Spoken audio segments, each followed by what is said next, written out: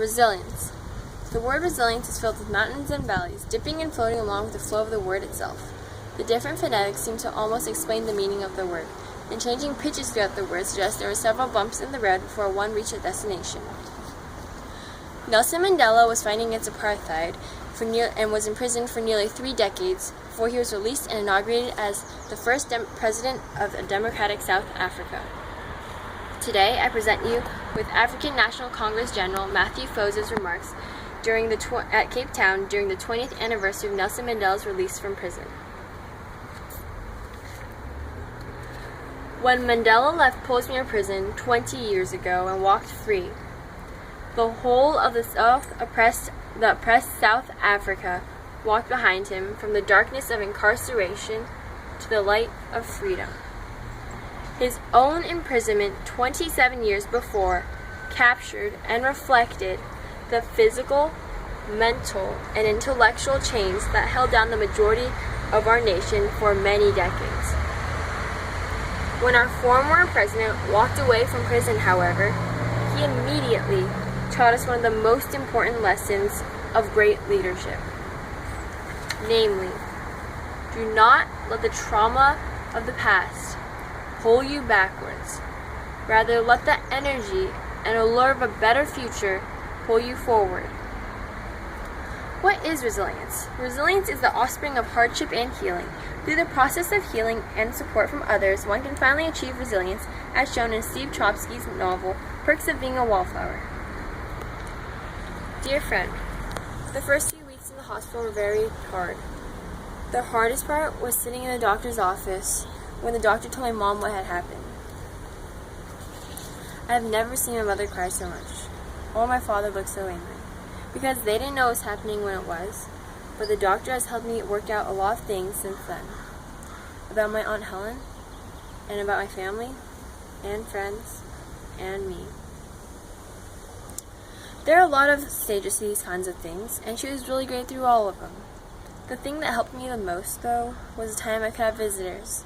My family, including my brother and sister, always came for those days until my brother had to go back to college to play football. After that, my family came without my brother, and my brother sent me cards. He even told me his last card that read on the last card that he read my report on Walden and liked it a lot, which made me feel really good. Just like the first time I saw Patrick. The best thing about Patrick is that even when you're in a hospital, he doesn't change.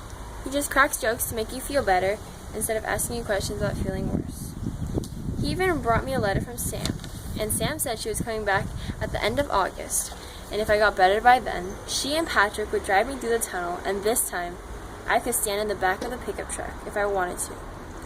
Things like that helped more than anything. Resilience is like a rubber band. It can be stretched, but somehow manage to keep its shape. However, each time that the rubber band stretches, it will never retain its exact original shape. Comparably to someone's resilience, new events and experiences change a person so that he or she will never be the same, but they will somehow fight through it. The bouncing ball of resilience will get scratched and bruised, but in the end, it will be more or less in one piece.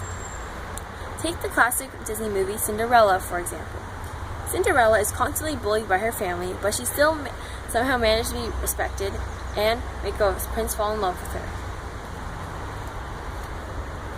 Once upon a time, there was a young, beautiful girl named Cinderella.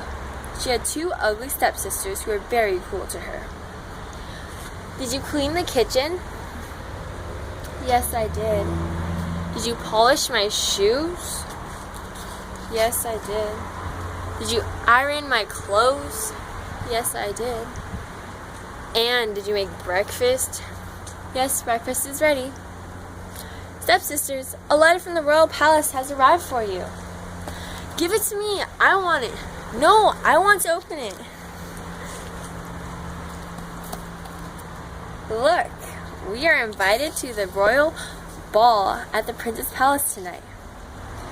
I wish I could go too. The night of the ball arrived. Haha, we're going to go to the Prince's ball tonight.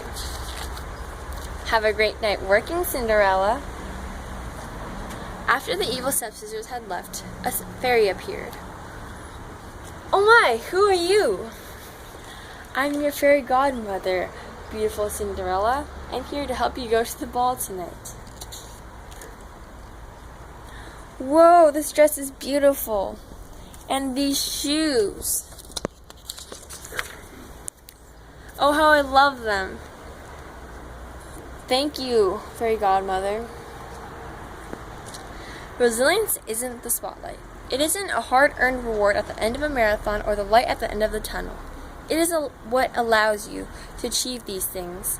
It is the mentality of not giving up through hardship. It is the ability to withstand stress and adversity. You are not born with resilience. It develops over time through different experiences. Thank you.